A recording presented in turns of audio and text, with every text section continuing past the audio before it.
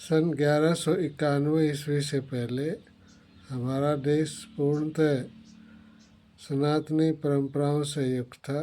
देश के अंदर पूर्णतः हिंदू साम्राज्य था और किसी भी प्रकार का कोई विदेशी शासन का कोई प्रभाव या कोई भी अंश मात्र भी यहाँ पर नहीं था। 1192 ईस्वी में इत्तेफाक से धोखे से पृथ्वीराज चौहान को हरा दिया गया। 1192 ईस्वी से लेकर 1526 ईस्वी तक जो पानीपत की पहली लड़ाई हुई बाबर और इब्राहिम लोदी के बीच, तब तक सुल्तानों का समय रहा। इस काल को बोलते हैं सुल्तान सल्तनत काल। कई लोग इसी को मुग़ल काल कह देते हैं, वो गलत है।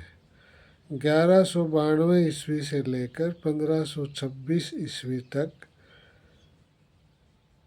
के काल को सल्तनत काल कहते हैं, क्योंकि वो जो शासक थे वे अपने आप को सुल्तान घोषित करते थे गद्दी पर बैठने के बाद, तो इस काल को सल्तनत काल कहते हैं। अब देख लो इतने साल तक तो सल्तनत काल रहा, 1192 से 1526 ईस्वी तक। 1526 ईस्वी से 1947 ईस्वी तक, 1526 ईस्वी से और 1857 तक लगभग मुग़लों का काल रहा। इसे मुग़ल साम्राज्य कहते हैं, मुग़ल काल।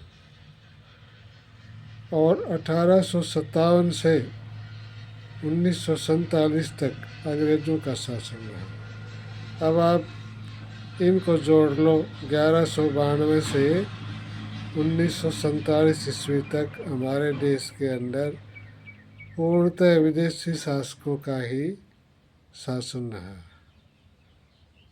और हमें इतने साल तक गुलामी का दंश झेलना पड़ा।